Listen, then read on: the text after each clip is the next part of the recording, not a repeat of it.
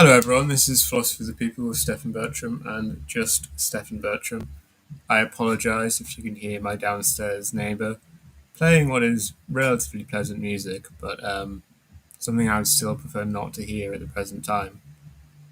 The topic of today, Ben's still away, as you may have noticed. The topic of the day I want to talk about is men. The idea of men in the present moment, whether there is kind of a real concept of men. Soon noted that we've started in time because it's a Stefan stream. But for the first time ever, I was almost late today. And not really for any. Well, I'm often late with Ben, but it was going to be the first time I was ever late by myself. But I was not. I'm sorry, I almost was. Will there be as many humorous and silly antics? Also, sadly, not, because I don't think you could be that funny by yourself. I think in the end, friends. You need friends to be funny. But before talking about that, I wanted to mention something which has recently happened. Well, just happened today during the ghetto liquidization operation, which Israel is currently perpetrating in northern Gaza, where for the first time, the Al Qassam brigades, Hamas's military wing, has for the first time killed an Israeli brigade commander. Who was the main guy kind of leading this ghetto clearance operation in northern Gaza. And I think the most notable thing, well, also this guy was the guy who ordered the blowing up of the main Palestinian water camp, water facility plant in Rafah during the operation there. But I think the most notable feature of this is that they killed this guy by rigging an American bomb that the Israelis had dropped on Gaza. They got this bomb, they rigged it up with, a detonator and so on, and used it as an IED to kill this colonel, which, if anything is the subaltern, then I think it's really that, and kind of an unfortunate sight into the future of probably an increasingly large amount of people in the world. But today is not about Gaza, not about Lebanon, despite the fact that Israel's just announced they're going to be blowing up all the banks in Lebanon because they are Hezbollah. Banks are Hezbollah, which obviously shows how anti-capitalist Israel is. Mercutio asks, will today's stream teach me how to increase my manly virility and grow a fuller, thicker head of hair? Yes, and yes. Though I'm disappointed that anyone that listens to this show needs any of those things. I'd rather hope you'd already all have incredibly full heads of hair and exactly as much virility as you need.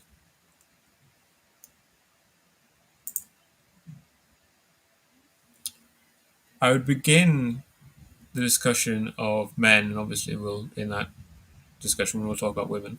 Notably, I didn't write anything about non-binary people or transgender stuff, which is, in retrospect, strange, but perhaps also good.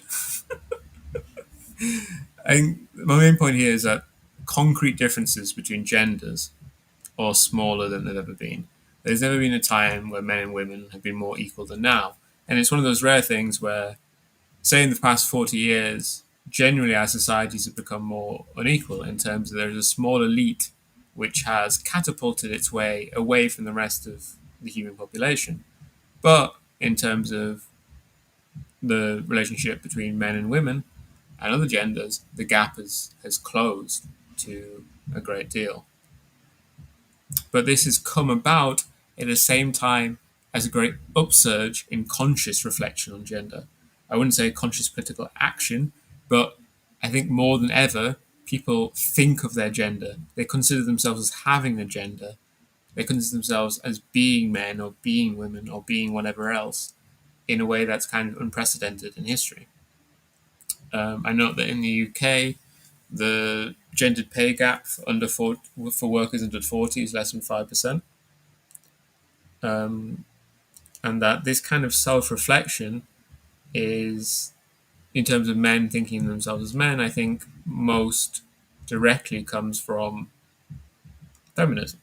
There is, it's also something which is, the reflection on whiteness comes from black advocacy politics, or whatever you want to call it, and the reflection on maleness comes from feminism, both in terms of an analysis of men, but also in terms of encouraging a certain personal self-reflection on these themes.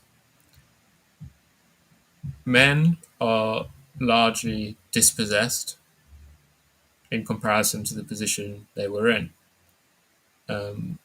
In terms of men, if we, if we add together working class and elite men, as we shouldn't, then we would get a situation where men at some point owned almost everything, and still now, actually, because of this fact where property is owned by such a small clique, most of the economy is owned by such a small clique, still actually ownership of things other than housing is dominated by men. But among the working class, among proletarian, among normal common people, this gap has collapsed. And it has collapsed just in a couple of generations. There's been this incredibly radical change which isn't really noted. I think people act as if, the real moment or something was when women got the right to vote. But no, I think much more important than women getting the right to vote is when women got the right to their own bank account, which in the United States is like 1985 or something. And I think this comes along with gender being understood not as a social problem, not something that can be solved and is solved socially, but as an individual problem. And notably in that case, gender stops being a thing for anyone to solve, but something rather for us to kind of labor through, to engage with, to kind of fight our way through and try to become, a worthwhile man or a worthwhile woman. But as we'll discuss today, I think the ideas of what is a worthwhile man and a worthwhile woman are distinctly different.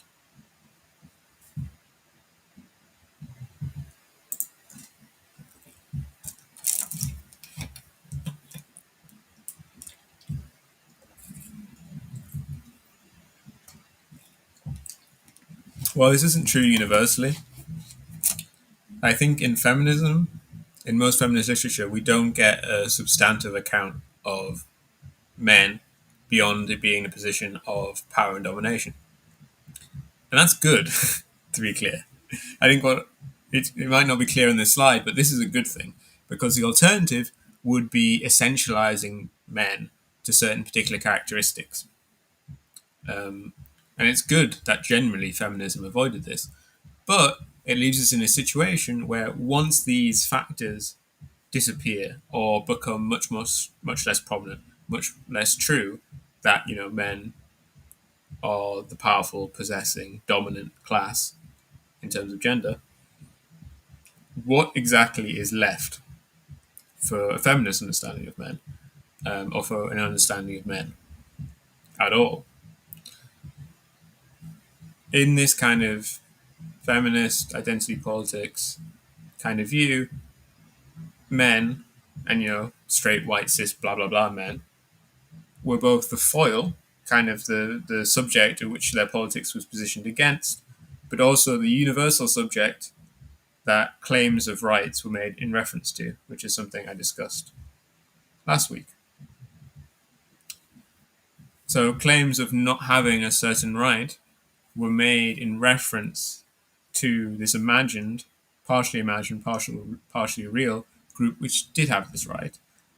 Claims of the right to vote were made in relation to a universal idea of men who all have a right to vote. If we see in early kind of suffragette feminist literature, the idea that there are certain men who are like very bad, useless, whatever, like degenerates, like people from mental asylums, and yet they can still vote, was positioned against the fact that virtuous women can't. And so always these claims of injury were positioned against a position of someone who doesn't have this injury, which is an unfortunate sort of political situation because it prevents claims which go further than demanding what presently is, or at least could possibly be, because this subject who is meant to have these rights often doesn't and often doesn't exist. And it wasn't just that kind of feminists treated men as the universal subject, but it was generally socially true that men were treated as the universal subject. Like when the US Constitution or the French Revolutionary documents talk about men, they don't mean, you know, people with cocks. They mean people. And often that might be in terms of explicitly rejecting that women are proper and full citizens and persons. Um, or it might just be in terms of like a hegemonic thing of like, okay, there are some persons who aren't men, but like men by their majority kind of are the signifier which signifies the whole.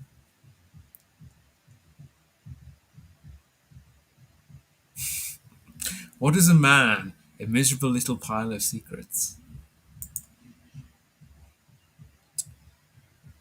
So previous accounts of being so we might think that, you know, there have been previous accounts of being a man. For instance, there was an idea of being a gentleman, which, you know, even involved at some points kind of training and preparation in terms of becoming a man and education, which at least on some level explicitly had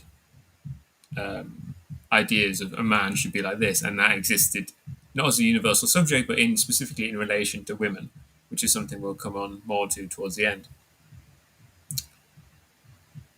But this was always exclusionary of the working class.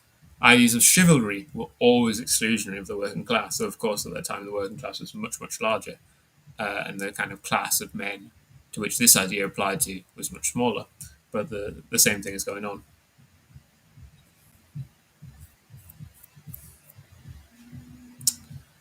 People in the chat wanting me to talk about gender and sex. It's not going to happen. Sad for you. By contrast, feminism pushed two ideas of women. Women as they presently are, generally regarded in a negative sense, but not seen as responsible for that. So there was an idea in feminism that women aren't kind of valorizing themselves. They don't regard themselves as, you know, they act for the sake of others, not for the sake of themselves in a way which is self-destructive and not useful for them or the society in the end. And they also projected this positive future idea of what a woman should be, which, you know, is a woman both for herself and for other women. This idea of sisterhood, where you have a woman who's for herself and for other women, and more broadly is pro-social and so on. But this account of a universal kind of brotherhood, I talked about brotherhood quite a lot last week, but that was when it's positioned, when these ideas were talked about by men and to men, it didn't mean men. When it talked about brotherhood, it wasn't actually talking about men as men, but men as standing in for a universal subject.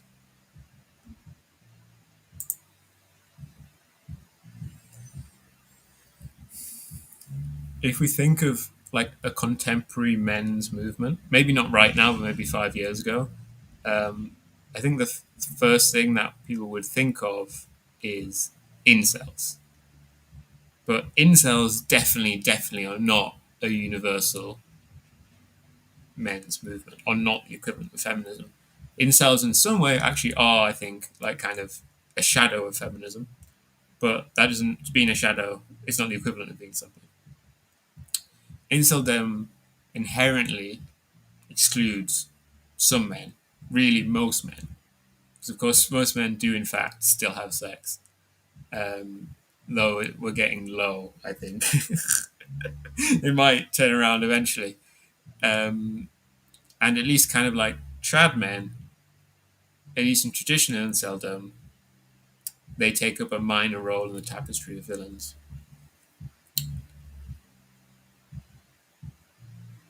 Not as much as women do, certainly in the tapestry of incel villains. Um, the women, the Stacys or whatever, are much more villainized than the Chad men. The Chad men are like almost kind of passive recipients of female attention that innately goes to them, but they can't possibly be expected to refuse it. They're not expected to be in solidarity with incels. Rather, nearly all the hatred and disdain is focused on women, but still, that doesn't stop it being the case that these chads are excluded from the incel idea of what they are. Yeah, two people in the UK mentioned, sorry, two people in the chat mentioned the kind of like divorced dads movement in the UK, which was a father's rights program. But again, this is inherently an exclusionary movement. They weren't making, in some sense, they were making universal claims for men, but they weren't men valorizing themselves as men as a universal subject, as sorry, a non-universal subject, but including all men, but rather were a particular group of men focused on a particular issue, rather than they weren't. These were like single issue campaigns, which didn't then lead into an actual men's movement. Lux maxing and this kind of idea. What's the thing where you clench your jaw all the time? Mewing and lux maxing and these ideas were a key way where incel thought is kind of moved out of the incel world into a much broader situation, and thus applies to people, to men who wouldn't, who do have sex, you know, but are still in some ways they regard themselves as deficient, and feel the need to become even more handsome and have strange, freakish faces from over exercising their chin muscles. But looks maxing is still exclusionary of men who are already looks maxed, and is a competitive thing. It's not a cooperative thing between men, because the thing with looks maxing is the more that others looks max, the more um,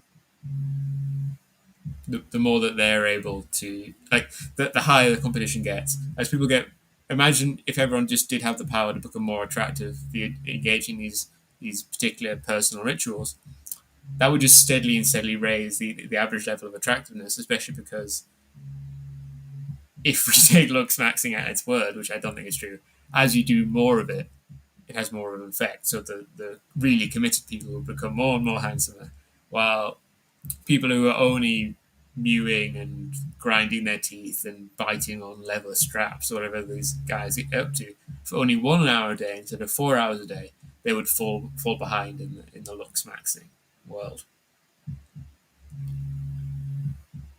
My phone is not ringing soon. That's probably downstairs as music, but what's probably coming through is just the sub bass. Which, yeah, I'm sorry about that. Soon also asked, should we stop having sex in solidarity with incels? You should all keep having sex, but pretend you're not. Yeah, I think Vlad in the other chat also mentioned that South Korea is having like a massive, like the closest anyone's ever had to like having like an actual gender war, where there's like a female volcel crisis, and men are like getting really mad at like the seats for pregnant women on the bus or whatever. I don't think mewing is more effective at all than jelking. They're definitely both fake words. Yeah, I mean, the thing is, I hope that the music downstairs kind of comes through as music. Well, maybe I shouldn't. Maybe I shouldn't hope that, because in that case, maybe we'll get copyright striked. But if it's coming through kind of as music, which you can hear, then it's just kind of nice music in the background. I hope it doesn't come through, as soon indicated, sounding like my phone is ringing.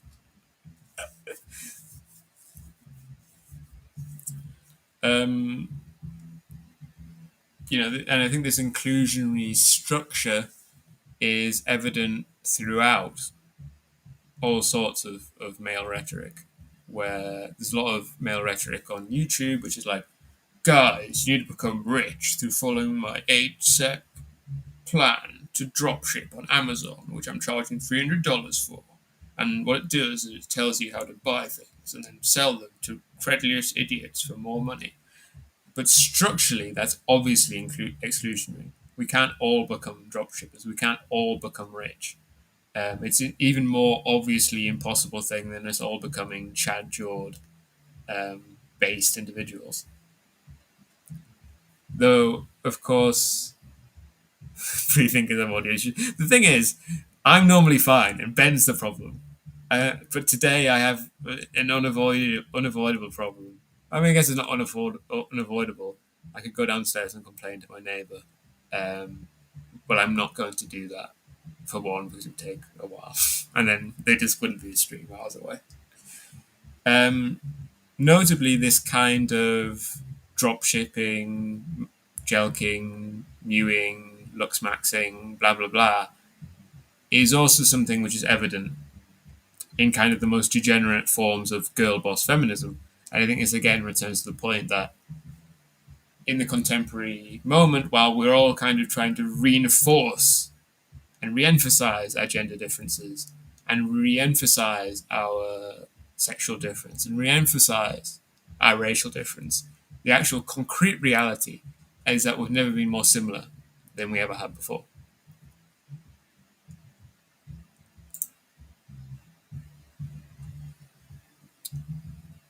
I think also guys know that this is happening, that they are slowly being pushed out from the center of the world. Less that they, but that they are in like they realize that they're in a different relationship to the world than their father's generation or their grandfather's generation, and so on and so on. And I think this makes claims of kind of injury in reference to a universal male subject more and more difficult to take seriously. I think men understand that they're no longer the dominant fulcrum around which the world revolves, and are aware that both they have steadily become dispossessed and they're steadily going to become dispossessed of their share of the pie, while that pie is also shrinking as the working class falls more and more backwards in the absence of a real concrete workers' movement. Male real wages in the United States have been static since the 1980s, while the only gains for the working class have come in terms of a large increase in women's wages. I can't remember. I think it might be there's been a 40% increase in women's real wages since the 1980s, which adds up to a 23% increase for the entire working class, while men's real wages have stayed the same. And while men have more or less become absolutely, I've forgotten the word, made into poverty. I've forgotten the word. The very important Marxist subject about how the working class is steadily dispossessed of what they have. But whatever, relatively, of course, the working class, normal people, common people, have slowly lost their share of the pie in general, while men have not just relatively lost out, they've absolutely just stopped still in terms of their earnings over the past 50 years. Notably, also, young women, are completely outstripping men in educational terms. But of course, that happens exactly at the point where getting a degree is kind of, well, I would say it's, on one hand, getting a degree is more useless than has ever been in terms of what it gets you. But on the other hand, a degree is also more necessary than it's ever been in terms of often you can basically not get anywhere. Um, Absolutely, yeah, impoverished, yeah, relatively and absolutely impoverished. Without a degree, without an undergraduate degree, you're excluded from basically, in lots of places, from any job which isn't basically completely entry and shit. But at the same time, getting that degree often gets you basically nowhere.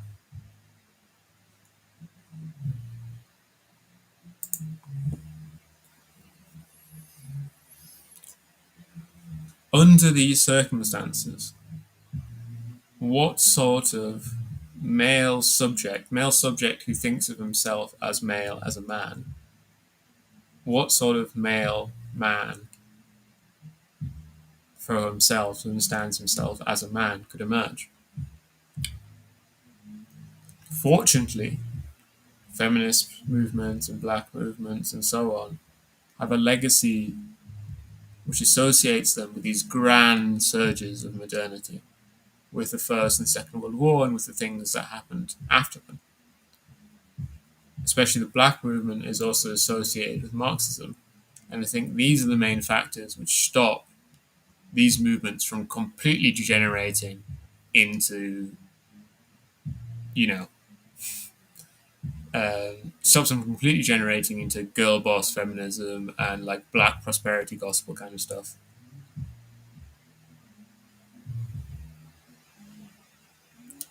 But a would be male ideology, a would be male understanding of men as men, would have nothing of this due to the time of its emergence. Any male identity, any idea of man that emerges now is going to be filled up with all the worst ideas of postmodernity, while at the same time being combined with the seething resentment that's in identity politics. I think that's often what we can see in incels, where basically incels are following this kind of identity politics model where they position this kind of uninjured subject of like the Chad and the Stacey and so on compared to them who are injured by not having sex. And this leads to a seething resentment from them. Um, but these claims aren't taken seriously because, well, basically because they're men. And, you know, they're not just men, but they're low class, low status men who have no real political or social power and aren't actually making any effort to gain political or social power.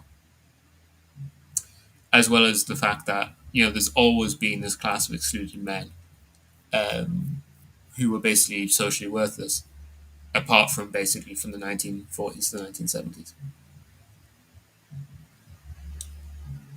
This any possible male movement and male identity will also come in a point where everyone is super psychologicalized, super individualistic. We imagine ourselves as like having a psychology. Our mind is constantly turned back in on itself. We're always thinking like, oh, do I have anxiety? Am I feeling anxious now? Like, am I depressed? Do I have ADHD? Do I have autism? And this goes along with, oh, am I really a man? Oh, might have been non-binary. Like, what is it to be a man? You know. While at the same time, we ask all these questions, but we don't imagine, and we also just think about them in individual terms. And when we, you know, if we're going to consult, like if we want to discover the truth of these things, there's no social reference for them apart from going to a psychologist and hoping that they will kind of reinforce what you think is going on inside your head.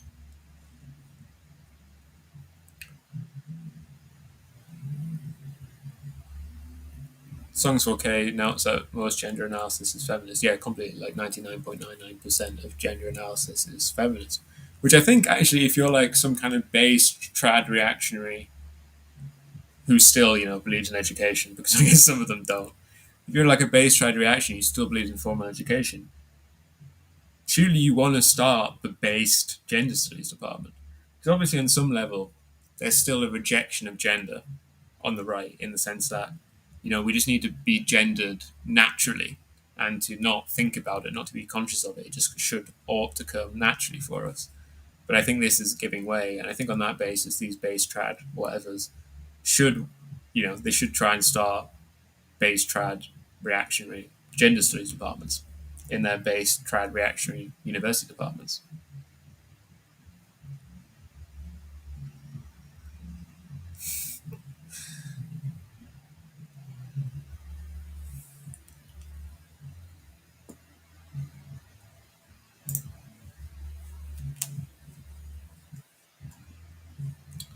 There is a certain understanding and relationship between like white identity and male identity, where especially because fascist movements are very male led, much more male led than other movements, relatively, um, as well as both being understood in reactionary terms.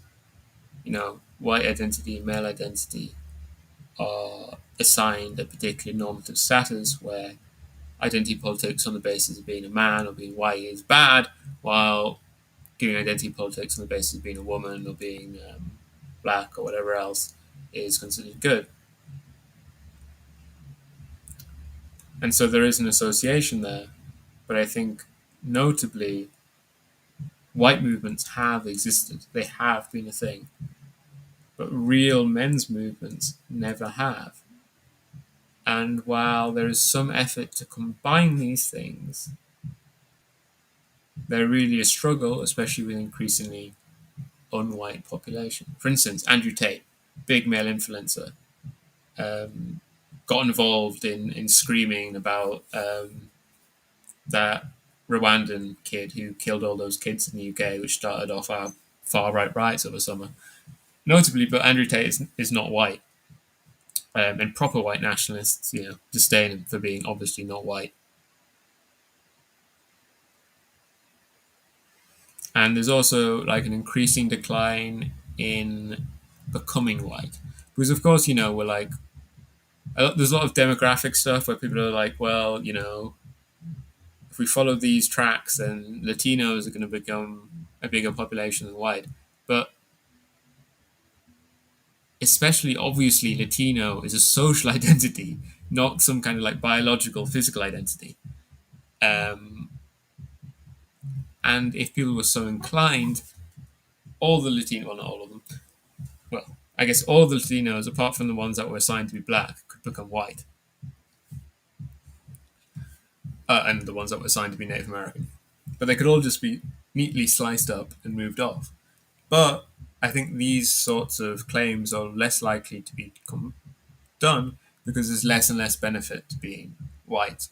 And by being not white, you can, get yourself into these DEI things and get your scholarships and blah, blah, blah, and getting involved in this whole enormous grift network. And I think this makes nativism as an association, as something that might be associated with men, increasingly difficult, especially while nativist, anti-immigration, kind of fascist-ish parties like the AFD are increasingly popular, but I think and while, young men are much more likely to vote for the AFD than women are, a large percentage of young women are willing to vote for groups like the AFD. And in that case, I think these groups are going to be very unwilling to associate themselves with male ideology unless it could be somehow made popular among women.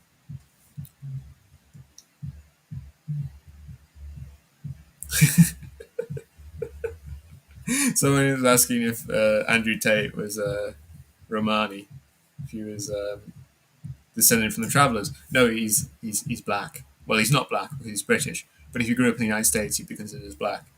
Um, in the United Kingdom, you'd be considered white. But in the US, you'd be considered black.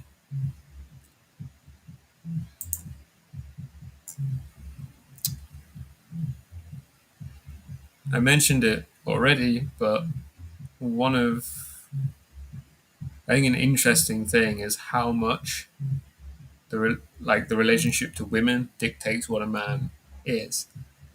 Obviously, feminism associates itself with men in its description of men and women, but there's much more a thing in feminism of freeing yourself from men, not necessarily like actually freeing yourself from associating with men, but freeing yourself from kind of the strictures which allow men to impress power upon you. And of course, normally this doesn't mean your boss or whatever, but just your personal relationships. Or if it is about your boss, then it only means that in the case that he's a man. If he then suddenly becomes a woman, it's fine for her to dominate and control your life.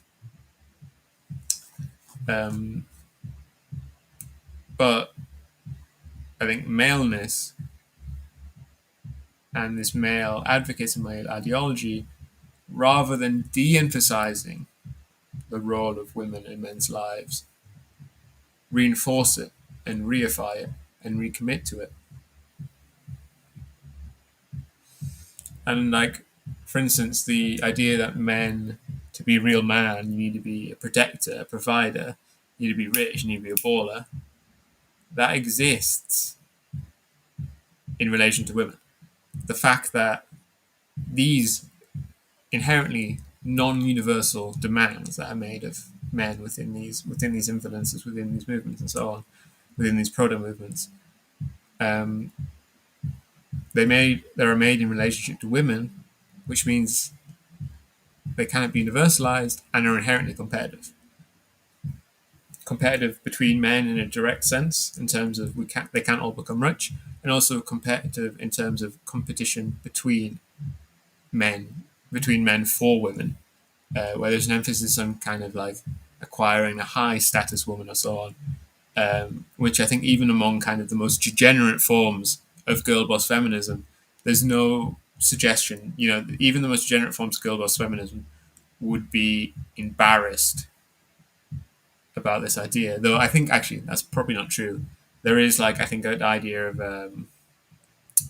as opposed to looks matching, where basically most degenerate forms of girl boss feminism will emphasize the idea that you shouldn't marry down, basically. It's an incredibly reactionary idea, but there's an idea that, you should find a man who's at least as successful, at least as prosperous as you. So, maybe actually these movements are more similar in the end. I think probably there's a lot similar between the most general forms of girl boss feminism and emerging male ideology.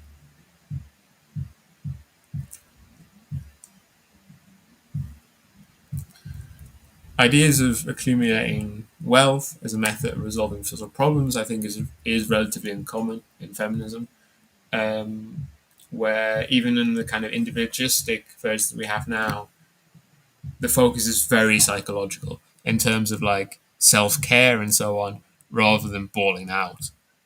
But notably, this kind of idea of becoming rich to solve social problems, to solve like um, being regarded like socially low or whatever, is something which is familiar um, within black movements.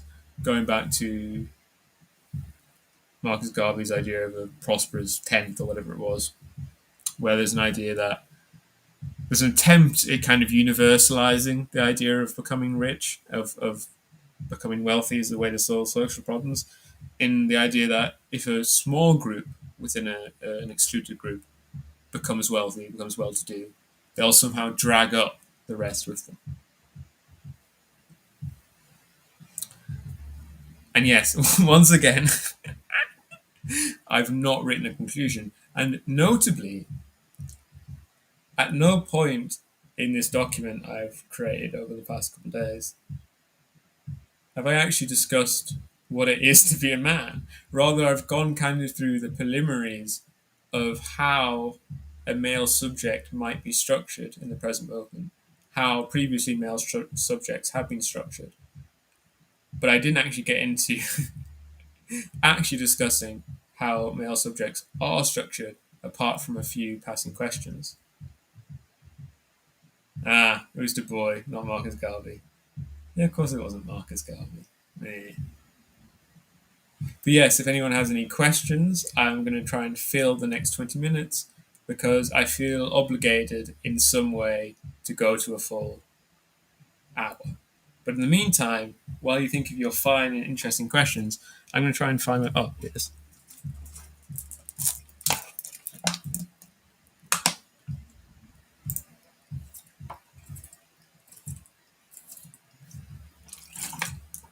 The fucking crazy thing about mewing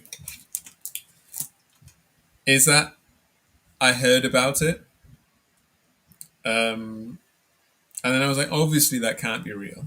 That obviously can't work. You can't change the structure of your face just as an adult. And I was reading about it, and there was a lot of seemingly mainstream evidence that you could do it if you were a child. Sorry, that's a strange idea. That children's jaws would be significantly structured by what they ate as a child. And so if you made sure to give your children like tough food to eat, they would grow up to have a much more developed jaw than they would otherwise. This is mainstream research.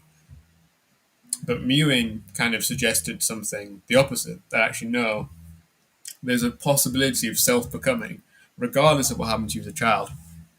You could get the Chad jaw. It was simply a matter of effort, of personal self-actualization. And I was like, no, that's complete fucking bullshit. And I think it was treated as complete fucking bullshit at the time. But then lots of people tried it on the internet. And as it turns out, it's kind of possible in a certain way. The problem is, it's temporary. Because unlike kind of happening as a child where it like changes the bone structure of your face, what mewing does is it develops your jaw muscles and it gets you this really weird, exaggerated kind of jaw going on, which looks like genuinely like something out of a cartoon character or like of a Chad edit. But the thing is, obviously, as soon as you stop doing it, your weird Chad jaw disappears because it's just muscle. In the same way that you stop working out and your biceps disappear. And there's probably like some minor continuing effect, but mostly there isn't. Which I think is this really interesting thing. Like it's very kind of our present moment that you can have this Chad jaw, you can self-actualize, but only through this constant, ongoing, permanent effort. Where if you slip up or stop at any moment, suddenly your Chad jaw disappears. Attractiveness and kind of physical features, instead of being something that we kind of just accepted that some people were hot and some people weren't. And in the end, you couldn't really do anything about it. Instead, we now live in a world where we can completely change our appearance if it's through something like mewing, where we have to engage in this constant self practice, or if it's something like plastic surgery, where we have to first accumulate money. You can. Everyone can have a huge ass now if you're willing to pony up the money. An interesting fact about BBLs I learned recently. Um, now this is proper. This is revolution late night fare. An interesting fact I learned recently about BBLs is that actually surgical BBLs are much safer than injectable, non-surgical ones. Which on one hand kind of makes perfect sense because surgical ones have to actually be done by medical professionals. Well, at least in the UK, the injections can just be done by any old fucking idiot who happens to have them. But yeah, because the injections can cause like embolisms or whatever by getting inside your bloodstream, while the surgical ones are actually really quite safe, apart from the fact that you now have a ridiculous ass. What have people been saying?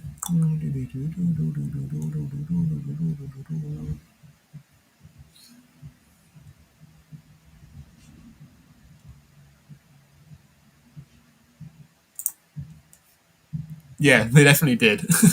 That is a common incel thing to blame their parents in various ways. Almost certainly, yes.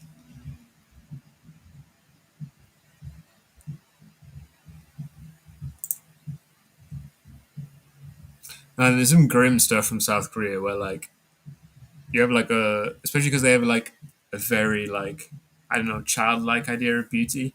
You have some terrible images of very cool, a little bit masculine looking, beautiful South Korean women turning themselves into like scary dolls, and it's very sad.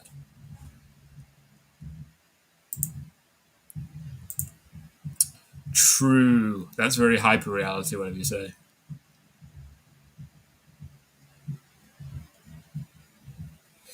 Yeah, I think there has been an aggressive replacement of men at the low level of corporate structure And yeah, like any kind of social phenomenon that emerges, if it can be, will obviously be used by the ruling class to kind of hammer home their own advantage.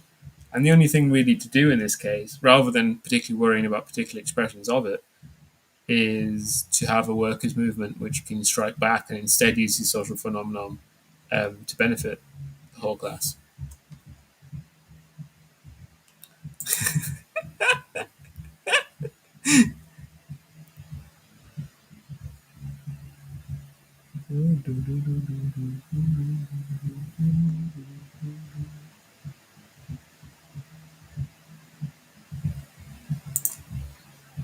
True, you can always just get fat. I wish.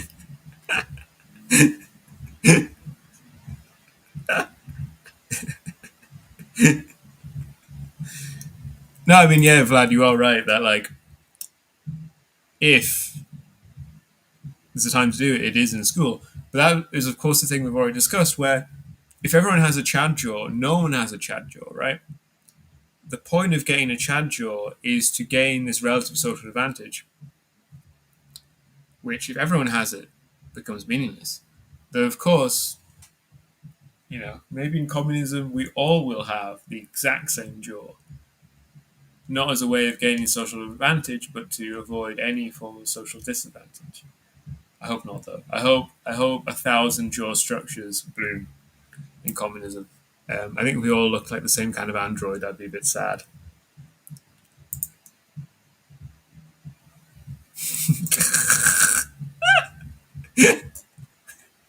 I don't know why I found that so funny. But on the thoughts on trans women, I wish them the best of luck. It's hard out there for them. I wish them the best of luck.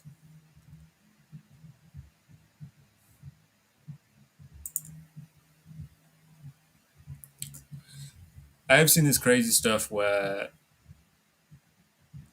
young women will do the thing where they act like with like doing like the eyes and stuff, exactly like Disney characters, but something which was never done by humans before Disney did it, and is much more suited to non-humans, these animated models, than actual real humans.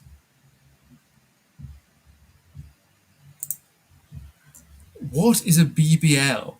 Um, if anyone that doesn't know, BBL stands for Brazilian butt lift, though that isn't actually what the normal procedure is these days. I think the Brazilian butt lift was a specific kind of surgical maneuver to kind of make a butt more perky, but that's not actually what BBLs normally refer to these days, where BBLs are either injection of foreign material or fat transfer, liposuction from one part of the body to another, um, in order to give you a huge fat butt.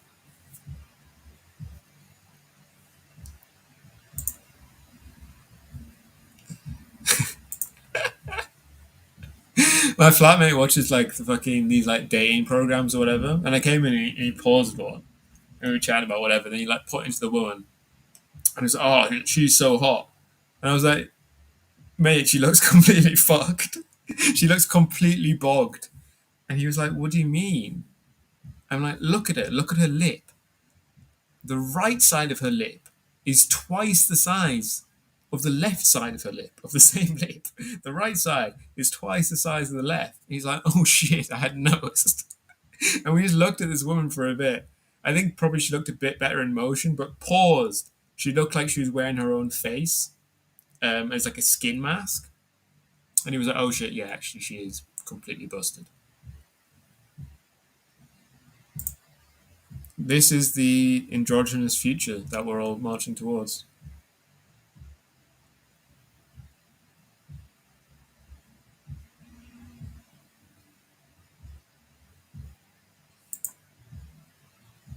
I don't know what that means. I hope I don't find out.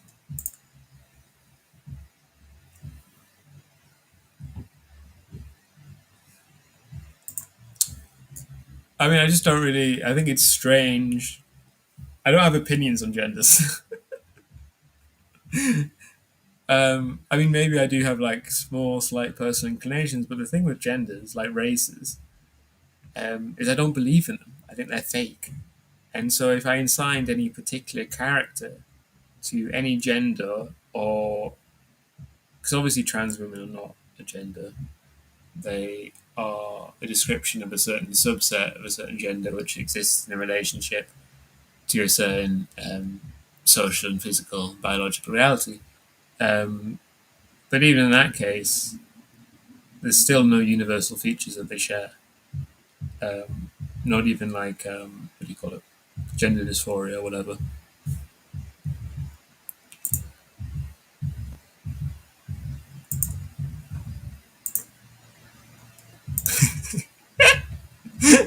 No fuck.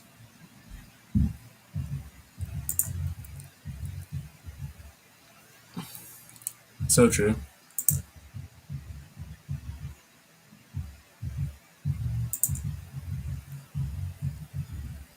Yep. The biggest tragedy of COVID it was that the Boggendorf brothers were cut down by the Illuminati, who were using COVID as an excuse to destroy these powerful um, men. Laura Loomer genuinely looks horrifying, but she's still getting to suck off the president, so who can say what's good or bad? Right, he's not the president, yeah, I'm sorry. I'm not from the future. Um, I'm sorry.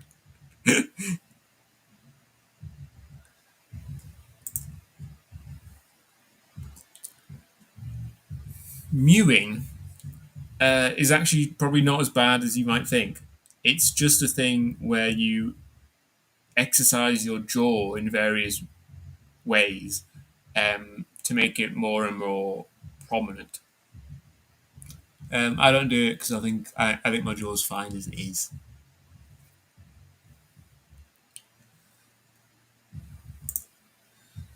So true. So true. I mean, to be honest, with the culture that they're developing and like T4T and all that, it could definitely be a thing. I mean, obviously, trans women and men, though separately, are a social grouping, or like a social phenomenon, or a social reality, or whatever, who do have they don't have universal characteristics, but they have particular characteristics. So I think the distinction that we can make there is, well, we can't say that all black people are X. We can make relational statements in the same way that no one is absolutely tall, but that people are tall in relationship to each other. And so, despite the fact that there aren't universal characters that trans women share, um, there are features that trans women massively have more than others, such as, for instance, they're much more likely to fuck trans women. Yes, I was not talking about cats and meowing and so on and so forth. Uh,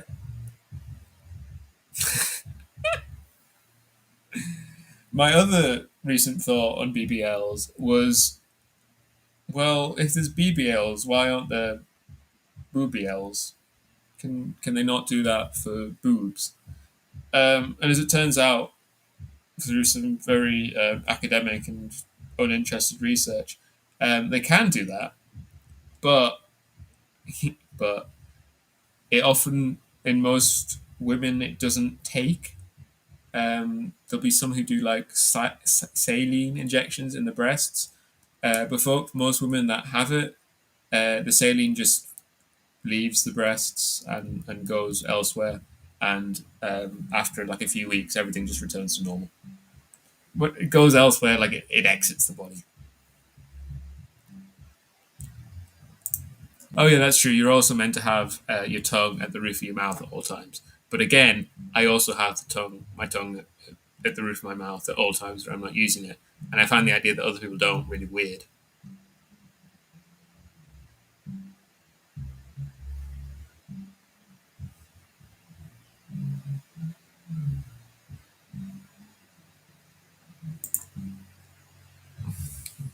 I think the reason I didn't actually answer in this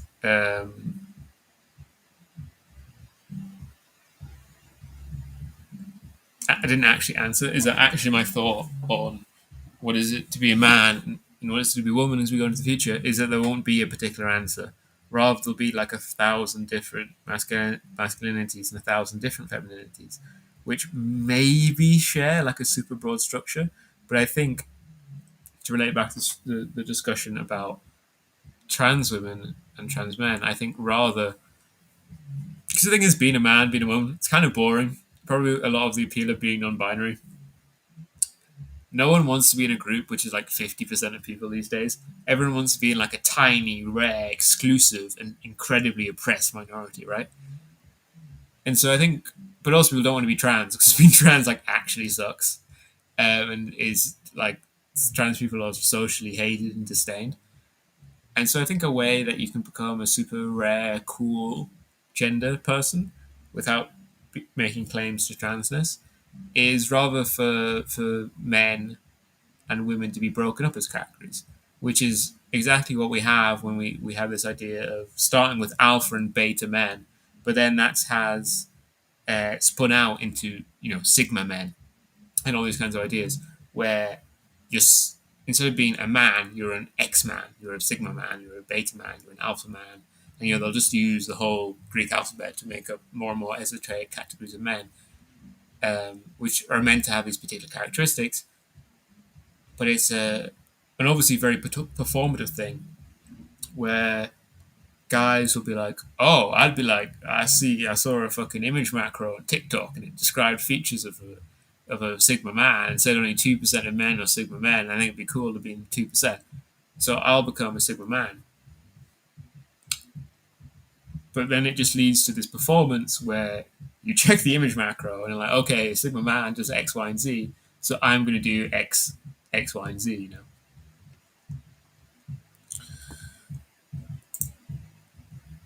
I think Ozemic, or how do you actually pronounce it? Ozemic. I think Ozemic is incredibly based. I think it's cool as fuck. Um, I think there are skinny people out there who are haters and resenters of Ozemic and relative ideas. So like, man, fat people now they can be thin without trying. But I'm someone who's always been thin without trying. Already, just because of my natural inclinations, and I don't particularly find food very interesting, and I'd rather just be doing other things and so on, which has led to me always being skinny my whole life. And that's on top of the fact that not only obviously being obese is incredibly bad for your health, like it's only worse than smoking depending on how fat you are. But Ozempic seems to have it's like a wonder drug. It's like a miracle drug. It's the best thing that's come out of human science in a while, where it seems to reduce addictive behavior in general. It seems to reduce all these kinds of things. It seems there's some evidence that it slows down aging. It seems like a complete wonder drug. Um, so maybe we'll all be prescribed Ozempic. I don't know if the foreigners have seen, but the British government is currently threatening to do compulsory Ozempic injections if you want to stay on. If people are fat and on benefits, which new show coming to Channel 4, Fat and on Benefits. They're going to get compulsory Ozempic injections if they want to keep their benefits. If you want to hear my thoughts on the on Oedipus, then I did not a whole video on Oedipus, but did at least 10 to 15 minutes on Oedipus. If you go check my video that I did on June, June, it'll be hard to find it because if you search for the name, you just find people saying the opposite. But if you search for the video with "This is Revolution," I'll give them an argument with the title. No, Paul really is the hero of June. You can find that, and you can find my discussion of Paul as Oedipus as being very similar to the Greek tragic heroes, and the discussion of how Paul's story and the story of Oedipus are very, very similar. Obviously, the Oedipus complex isn't really much to do with Oedipus, but it's an excuse for me to actually talk about Oedipus, the Greek tragic hero, which I find much more interesting than Freudian blah blah.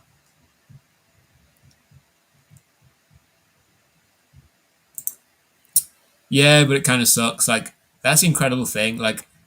it's for the best that guys can't increase the size of their cock. But it is funny, like it's probably the most desired, universally desired thing in terms of cosmetic procedures. But all the ones that exist suck, and some of them are like so bad that people have been like, "Oh, I got this procedure now, my dick's smaller," and like they can't obviously because of the physics of it. It's really hard to make it longer. All you can do is make it thicker, but not in a way which is at all appealing. Um, but it's for the best because if men were able, I could say cockhabbers, but I think this obsession is a particularly male one. I think probably if you become trans, you probably stop wanting to have a 15-inch cock. But every man wants to have a 15-inch cock. That's just universal. They don't care that it would make them sexually useless. If they had a choice, every man would say, yes, I will have a 15-inch cock. So it's for the best that they can't be allowed to do this because as soon as they would be able to, they would all do it and then they wouldn't be able to have sex. Uh, and they wouldn't care. They'd be like, well, I'm happy. But it's probably best um, for now for humans to keep having sex, I think.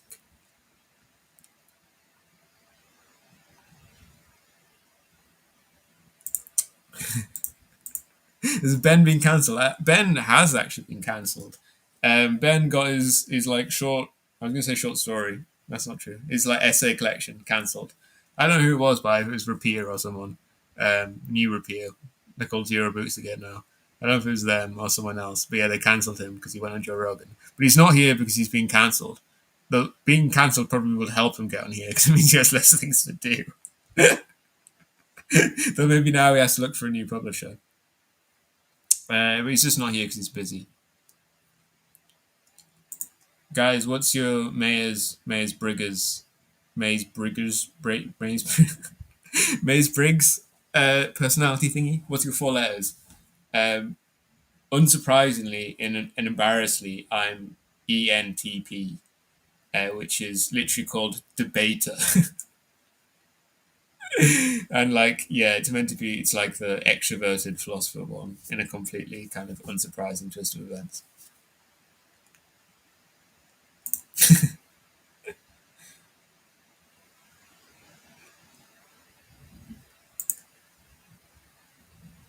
I think that gay male kind of performance is really interesting, but I don't think I quite have the mental bandwidth to discuss it right now. But it's really interesting because I think if there is actually, I talked about the idea of men for themselves or men self-valorizing. I think if there is actually a situation of men for themselves and male self-valorization, it's within the male homosexual community where they have this whole culture for men and with men and this structure of, say, sexual behavior, which wouldn't make any sense if women were involved in it. But of course, it doesn't have to because women aren't involved in it.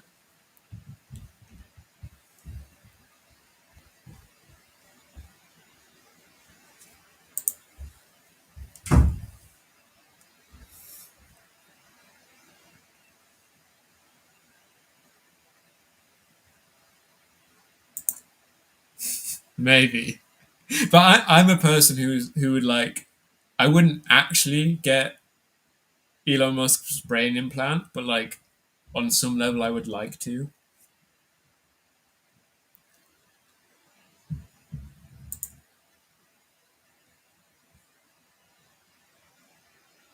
Hmm.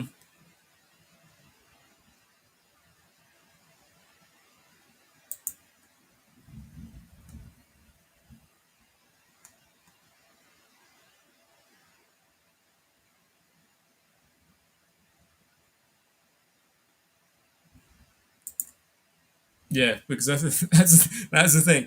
You might say actually, not all men want to have a 15-inch cock. Some of them want even just to have a 9-inch cock. But the thing is, some guys would then get a 12-inch cock, and the average would then, so a 9-inch cock was below average, and then the 9-inch guys would have to get a 12-inch cock, and then a 15-inch cock, and blah blah blah, and it wouldn't end until like men are like dying. Like it just wouldn't. It's going to be a real social problem in like 2070. Hopefully, I'll be dead.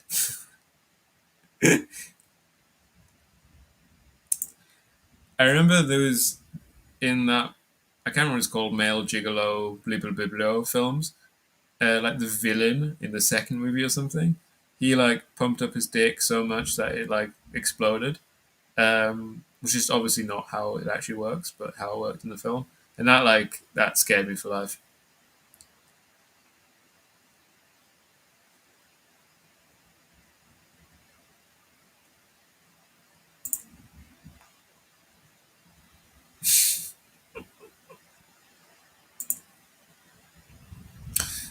Damn. Everyone in chat is an I instead of an E.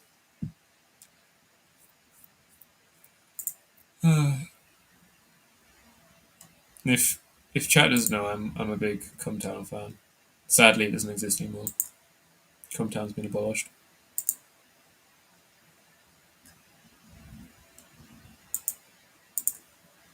That would be sad. I would like if Ozemic were just able, not even to solve all social problems, if it could just solve one, the obesity crisis, that'd be nice.